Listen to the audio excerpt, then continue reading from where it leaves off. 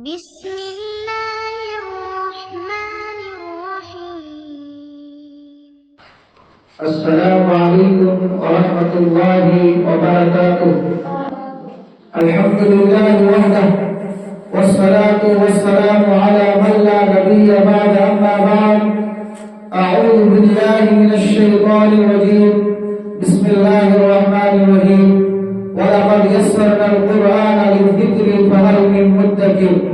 وقال النبي صلى الله عليه وسلم: خيركم من تعلم القرآن وعلمه. الحمد لله. তোমাদেরকে কেনে আসা? আলহামদুলিল্লাহ, বলো ভালো আছো। আজ আমি কি শিকিম? আরবি বর্ণমালা কেইটা আৰু কি কি মনত থাকিব? আৰবি বৰ্ণমালা কেইটা আৰু কি কি আমি আজি ভালদৰে শিকিম, হয়নে নহয়? আৰবি বৰ্ণমালা আলিফৰ পৰা আৰম্ভ হয় আৰু ইয়ালৈকে শেষ হয়। মনত থাকিব? আৰম্ভ হয় কৰ পৰা? আলিফৰ পৰা আৰু শেষ হয় ক'ত? ইয়াত যায় কি হৈ যায়?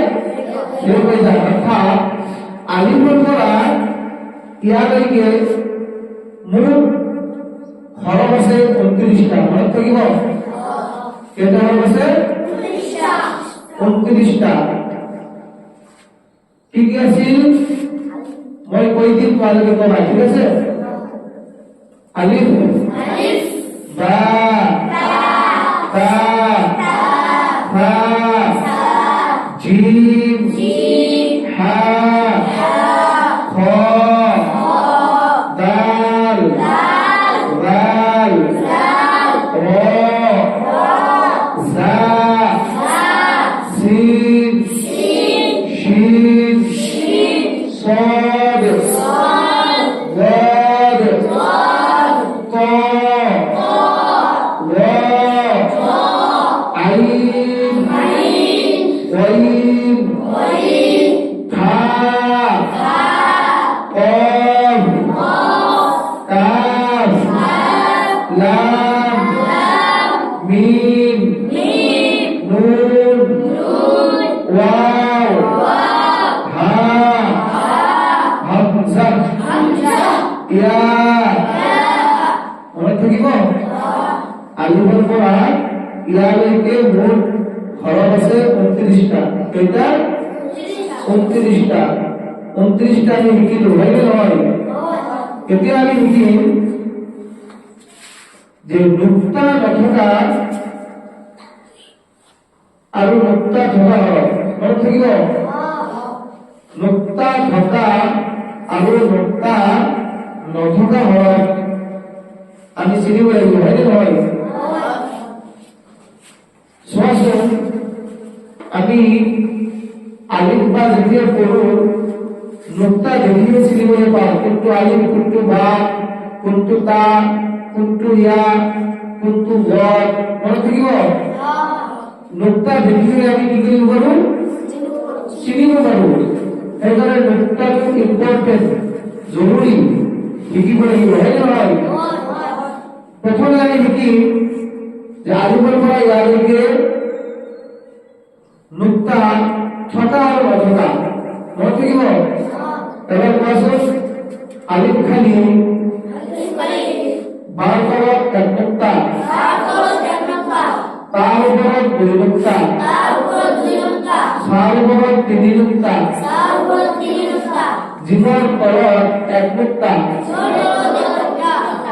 হা খালি খৰ ওপৰত 1 নুক্তা, দাল খালি জালৰ ওপৰত 1 নুক্তা, ৰ খালি যাৰ ওপৰত 1 নুক্তা, সিন খালি শিনৰ ওপৰত 3 নুক্তা, সদ খালি গদেৰ ওপৰত 1 নুক্তা, ত খালি গৰ ওপৰত 1 নুক্তা, আইন খালি ওয়াইলেৰ ওপৰত 1 নুক্তা,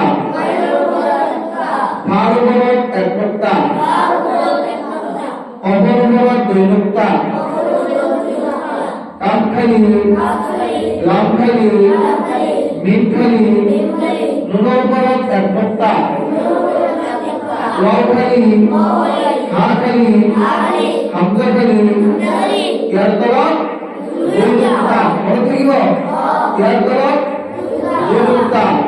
এতিয়া আমি বুজি পালো যে নুক্তা দেখিলে আমি কি কৰিব পাৰো, চিনিব পাৰো কোনটো আখৰ কি। এখানে চাব পারবে বা তা তা একে হয়নে, একে আছে হয় না নয়, লেখার ঘনত্ব একে হয় না নয়। আমি নুক্তা দেখিয়ে চিনিব পাৰো যে যদি তলত এটা নুক্তা থাকে তেতিয়াহ'লে আমি কি বুজিবলৈ পাম, সেইটো আমি চিনিবলৈ পাম বা বুজিবলৈ পাম এইটো বা হয় না নয়।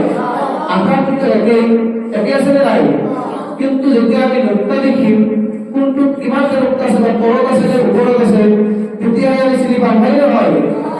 চোৱা বা তা থা লেখাৰ ধৰণ একেই হয় না নহয়, কিন্তু যেতিয়া তলত এটা নুক্তা থাকিব তেতিয়া আমি চিনিব লাগিব এইটো বা, ওপৰত যেতিয়া দুটা নুক্তা থাকিব তেতিয়া আমি চিনিব লাগিব এইটো তা। যেতিয়া একেই ধৰণৰ আখৰ ওপৰত তিনিটা নুক্তা থাকিব তেতিয়া আমি কি চিনিব লাগিব এইটো সা। সেইকাৰণে নুক্তাৰ প্ৰয়োজন বেছি, বুজি পালে নাই। নুক্তাটো জৰুৰী, শিকিবই লাগিব, তেতিয়াহ'লে আখৰবিলাক চিনিব পাৰিবা। আৰু এই আলিফৰ পৰা ইয়ালৈকে যিমানটা আখৰ আছে 29টা আখৰ আছে, এই 29টা আখৰ তুমি যদি চিনি পোৱা, বুজি পোৱা, লিখিব পাৰা, ভালদৰে ক'ব পাৰা মখৰজৰ সৈতে, তেতিয়াহ'লে কোৰআন তুমি ভালদৰে পঢ়িব পাৰিবা, কোৰআন শুদ্ধকৈ পঢ়িব পাৰিবা। এই 29টা আখৰেৰে কি কৰা হৈছে, আম্মা আম্মা পঢ়া হয় না নহয়। তোমালোকে প্ৰথমে কি কৰা, নুৰানি কায়দা হয় না নহয়। নুৰানি কায়দা প্ৰথমে একেটা হৰফ দিয়া আছে নে নাই। এইটো পঢ়াৰ পিছত তোমালোকে আকৌ জবৰ জেৰ পেশ এনেকৈ তোমালোকে কি কৰা, এই 29টা আখৰেৰে গঠিত শব্দবিলাক পঢ়ি পেলা হয় না নহয়।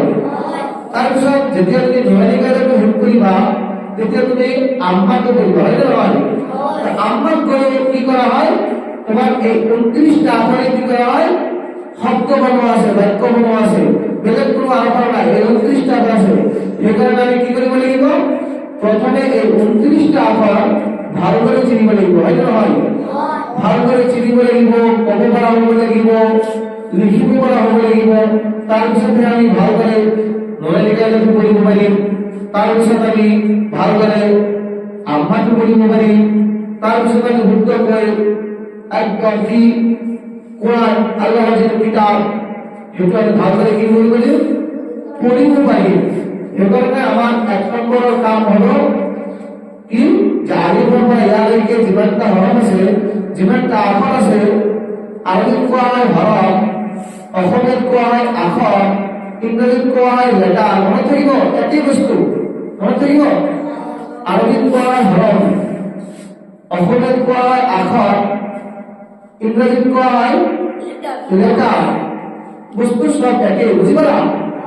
তো আলিফৰ পৰা ইয়ালৈকে মনত ৰাখিব লাগিব 29টা আখৰ আছে। কেইটা আখৰ আছে, 29টা। তাৰ মাজত তোমালোকৰ আৰু এটা কথা মনত ৰাখিব লাগিব যে আলিফ এইটো নুক্তা আছে নে নাই, আলিফৰ নুক্তা আছে নাই, তাৰ মানে আলিফটো হল নুক্তা নথকা হৰফ। এতিয়া আমি জানিব লাগিব নুক্তা নথকা হৰফ কেইটা, জানিব লাগিব নে নাই। তো 29টা আখৰৰ মাজত বা 29টা হৰফৰ মাজত বা 29টা লেটাৰৰ মাজত 14টা এনেকুৱা লেটাৰ বা হৰফ আছে যি 14টা হৰফত নুক্তা নাই। মনত থাকিব, কেইটা নুক্তা নাই, 14টা আখৰ বা হৰফত মনত থাকিব। আৰু বাকি 15টা হৰফত বা আখৰত বা লেটাৰত যদি কোৱা অসমীয়া জানাই কি আছে, নুক্তা আছে। মনত থাকিব, 1 নুক্তা হলেও আছে, 2 নুক্তা থাকিব পাৰে, 3 নুক্তা থাকিব পাৰে হয় না নহয়। তো 15টা এনেকুৱা আখৰ আছে, এনেকুৱা হৰফ আছে, এনেকুৱা লেটাৰ আছে যে 15টা হৰফত বা আখৰত বা লেটাৰত নুক্তা আছে। মনত থাকিব। এতিয়া আমি জানিব লাগিব বা বাটো চিনি পোৱা নাই, বাৰ তলত কিমানটা নুক্তা আছে এটা এতিয়া আমি জানিব লাগিব যে এটা নুক্তা থকা হৰফ কেইটা আছে 29টা হৰফৰ মাজত এটা নুক্তা থকা হৰফৰ মাত্ৰ 10টা কেইটা 10টা মনত থাকিব কেইটা 10টা তাৰপিছত কি আছে তা হয়নে তাৰ ওপৰত কেইটা নুক্তা আছে দুটা এতিয়া মনত ৰাখিব লাগিব যে দুটা নুক্তা থকা হৰফ কেইটা আমি জানিব লাগিব যে দুটা নুক্তা থকা হৰফ হ'ল তিনিটা কেইটা তিনিটা কি কি আছিল তা কফ আৰু ইয়া এই তিনিটা হৰফত কি আছে দুটাকৈ নুক্তা আছে কেইটাকৈ দুটাকৈ নুক্তা আছে মনত থাকিব নাই তাৰপিছত আহিব ফা হয়নে ফা তাৰ ওপৰত কেইটা নুক্তা আছে তিনিটা এতিয়া আমি জানিব লাগিব যে তিনিটা নুক্তা থকা হৰফ কেইটা মাত্ৰ দুটা মনত থাকিব কি কি আছিল ফা আৰু শিন ফা আৰু শিন দুটা হৰফ এনেকুৱা আছে যে মাত্ৰ তিনিটাকৈ নুক্তা আছে দুটা হৰফ মনত থাকিব ঠিকে নে নাই এতিয়া আমি প্ৰথমে কি শিকিছিলো যে নুক্তা নথকা হৰফ হ'ল 14টা নুক্তা থকা হরফ হল 15টা এক নুক্তা থকা হরফ হল 10টা দুই নুক্তা থকা হরফ হল 3টা আর তিন নুক্তা থকা হরফ হল 2টা শিকিলো নে নাই এতিয়া আমি শিকিম তলত নুক্তা থকা হরফ কেইটা জানিব লাগিব নে নাই মানে চিনি নাপাওঁ হয় নে নহয় বা আৰু নুন একেই চোৱা বা আৰু নুন একেই হয় নে নহয় বা তলত নুক্তা আছে সেইকাৰণে আমি বা বুলি জানো আৰু নুনৰ ওপৰত নুক্তা আছে সেইকাৰণে আমি নুন বুলি জানো হয় নে নহয় এতিয়া আমি জানিব লাগিব যে তলত নুক্তা থকা হৰফ কেইটা তলত নুক্তা থকা হৰফ হ'ল তিনিটা মনত থাকিব তলত নুক্তা থকা হৰফ কেইটা তিনিটা বা জিম আৰু ইয়া মনত থাকিব কি কি বলো বা জিম ইয়া মনত থাকিব নাই আপোনালোকে আনসার বলে কোশ্চেন তোমার নাম কি আছে কই দিয়েছেন আবু বকর কোশ্চেন তলত নুক্তা থকা হরফ কেইটা তুমি চোৱা তলত নুক্তা থকা শেষে নাই তলত নুক্তা থকা হৰফ হ'ল তিনিটা মনত থাকিব বা জিম আৰু ইয়া তিনিটা কেইটা হ'ল তিনিটা মনত থাকিব তলত নুক্তা থকা হরফ কেইটা তিনিটা কি কি কোৱাচোন আলিফ নহয় তলত নুক্তা থকা বুলি কৈছো বা জিম আৰু ইয়া মনত থাকিব আৰু ভালদৰে কৰিবা ঠিক আছে যোৱা আৰু শুনি আনিব আছোন তুমি কোৱাচোন দুটা নুক্তা থকা হরফ কেইটা মনত আছে দুটা নুক্তা থকা কেইটা দুটা নুক্তা থকা মাত্র দুটা কি কি আছে কোৱাচোন তা কফ ইয়া ধন্যবাদ যা ৰিজওয়ান বলা আছে তুমি কোৱাচোন তিনিটা নুক্তা থকা হৰফ কেইটা তিনিটা নুক্তা থকা হৰফ কেইটা দুটা কি কি আছিল ফা আৰু শিন ধন্যবাদ যা এনেকে ক'ব লাগিব মনত থাকিব একদম বঢ়িয়াকে ক'ব লাগিব মনত থাকিব নাই আকৌ মনত ৰাখিবা নুক্তা নথকা হরফ হ'ল 14টা এটা এক নুক্তা থকা হরফ হ'ল 10টা দুই নুক্তা থকা হরফ হ'ল 3টা তিন নুক্তা থকা হরফ হ'ল 2টা তলত নুক্তা থকা হরফ হ'ল 3টা উপৰত নুক্তা থকা হৰফ হ'ল 12টা মনত থাকিব এবিলাক ভালদৰে মনত ৰাখিব লাগিব তেতিয়াহে তুমি ভালদৰে কোৰানটো পঢ়িব পাৰিবা আম্মাটো পঢ়িব পাৰিবা মনত থাকিব এইটো ইম্পৰ্টেন্ট আলিফৰ পৰা ইয়ালৈকে ভালদৰে কি কৰিব লাগিব শিকিব লাগিব কোনটো হৰফ কোন পৰা উচ্চাৰণ হয় কোনটো হৰফ কোন পৰা ওলায় হয় নে নহয় কিন্তু আমি আৰু এটা ক্লাছ লম তেতিয়া আমি শিকিম মখৰাজ মনত থাকিব আলিফৰ মখৰাজ কি বাৰ মখৰাজ কি মখৰাজ মানে ওলোৱা ঠাই য'ৰ পৰা হৰফটো ওলাই মনত থাকিব য'ৰ পৰা হৰফটো ওলাই সেইটো মখৰাজ বুলি কয় মনত থাকিব আলিফৰ মখৰাজ আছে বা য'ৰ পৰা ওলাই বাৰ মখৰাজ ক'ব লাগিব মই কৈ দিম তোমালোকে কি কৰিবা মুখস্থ কৰিবা ভালদৰে মনত থাকিব নেক্সট ক্লাছত অৰ্থাৎ আকৌ যেতিয়া ক্লাছ কৰিম তেতিয়া আমি কি শিকিম মখৰাজ আলিফ ক'ৰ পৰা ওলাই বা ক'ৰ পৰা ওলাই ইয়া ক'ৰ পৰা ওলাই আমি জানিব লাগিব না ফা আৰু সিন পাৰ্থক্য আছে নে নাই ফা ক'ব লাগিব ফা আৰু ক'ব লাগিব সিন তুমি যদি একেই কৈ দিয়া হ'ব নেকি নহয় সেইকাৰণে আমি আমাৰ ইম্পৰ্টেণ্ট জৰুৰী যে আমি কি শিকিব লাগিব নেক্সট ক্লাছত মনত থাকিব নেক্সট যেটো আমি ক্লাছ কৰিম সেই ক্লাছত আমি কি শিকিম মখৰাজ মনত থাকিব ঠিক আছে আজিৰ কাৰণে ইমানেই মনত ৰাখিবা কালি কিন্তু তোমালোকক আকৌ যিবিলাক শিকোৱা হ'ল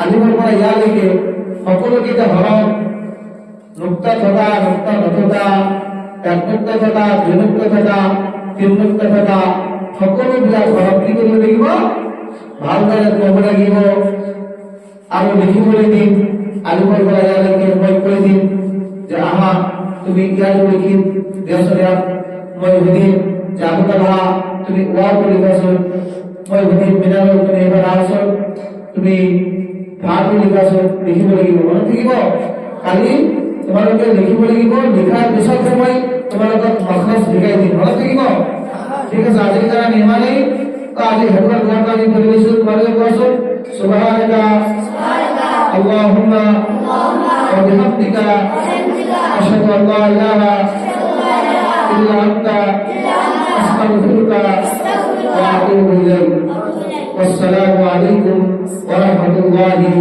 ওয়া বারাকাতুহু